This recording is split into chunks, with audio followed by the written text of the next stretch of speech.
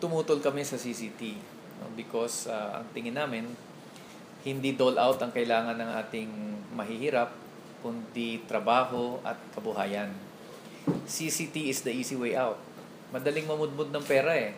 Masaya pa yung tao, nakakatulong pa sa election mo.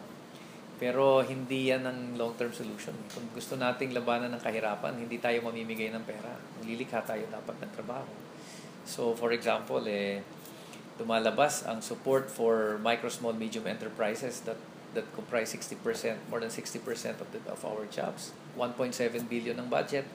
Ang CCT na pamumuntod ng pera, nasa 45 billion ang budget. So, there's something wrong there. So, hindi kami pabor dyan. Bagamat in certain instances, emergency situations, it justifies dole-outs. But to make it your strategic anti-poverty program, we do not agree. Ang kailangan natin lumikha ng mga industriyang lilikha ng trabaho. And we do not agree with the present policy of exporting labor and relying on foreign markets for our labor. So to ensure that there are jobs, there is job security, tataas yung sahod ng ating mga manggagawa, kailangan itaguyod natin yung mga lokal na industriya. Kaya mahalaga yung micro, small, medium enterprises. There should be more support for MSMEs. But there should be more than that. There should be a strategic plan, a strategy for national industrialization.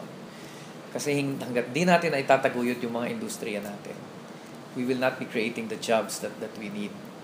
Ang nangyayari, ang daming nasasayang na resources natin. We have all these mineral resources, but we do not have a metals industry. We have all these pharmaceutical raw materials, but we do not have a pharmaceutical industry. Ang pharmaceutical industry natin basically mga importer ng foreign medicines. So, itong mga bagay na ito kailangan gawin ng malinaw na balangkas at malinaw na estratehiya programa.